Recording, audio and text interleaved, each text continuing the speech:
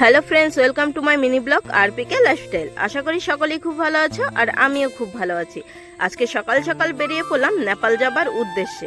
তো বাড়ি থেকে টোটো করে চলে আসছিলাম ফালাকাটা বাস স্ট্যান্ডে, আর সেখান থেকে আবার বাস ধরে চলে আসলাম শিলিগুড়িতে।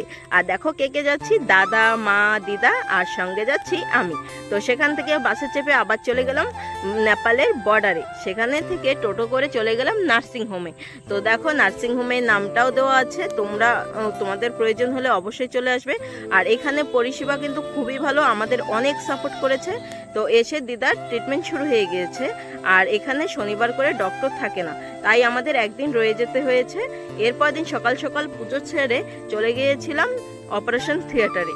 আর সেখানে গিয়ে দিদার অপারেশন শুরু হয়ে গিয়েছে, আর খুব ভালোভাবে অপারেশন হয়ে গিয়েছে দেখো। আর এখন খুব ভালো আছে। তো তোমরা অবশ্যই সাপোর্ট করো, লাইক কমেন্ট শেয়ার করে দিও। টাটা, সবাই ভালো।